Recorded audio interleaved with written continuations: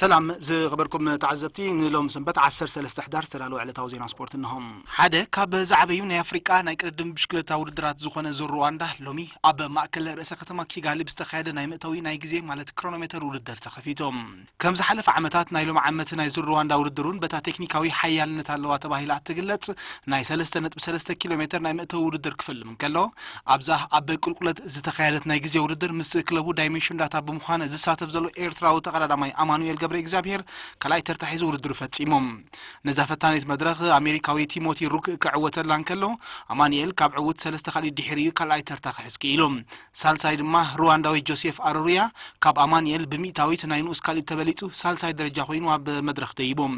ካብ ኤርትራውያን ተቀዳድምቲ ንጀርመናዊት ክለብ ባይኬድ ሙካል ዝሳተፍ ዘሎ ሜሮን አማኑኤል ከምውን አባል ሃገራዊት ጋንታ ኤርትራ ተስፋም ዑባ ማርያም 10 ኻሊ ድሕሮም መበል 11-12 ነትከል ኢዮብ ካብ ዳይሜንሽን ዳታ 15 ኻሊ ድሕሩ መበል 24 ካብ አባላት ሃገራዊት ጋንታ ኤርትራ ድማ ዘመንፈስ ሰሎሞን 15 ኻሊ ድሕሩ መበል 25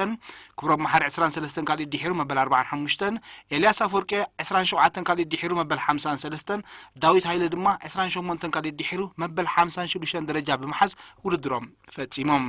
ተቀዳደምቲ ጽባህ ካብ ኪጋሊ ተበጊሱ ኣብ ንጎማ ዝዛዘም ዓቀበት ዝበዝሖ ናይ 96.4 ኪሎ ሜትር ውድድር ከካይድዮም ዝሩዋንዳ ብዓለማዊ ማሕበር ቅድድም ብሽክለታ ማለት UCI ናይ 2.2 መዐቀን ዝተዋህቦ እኳ እንተኾነ ብብዝሒ ዘሳትፈን ጋንታታትን ተወዳዳርነቱን ግን ዓብ ምዃኑ ዝግለጽ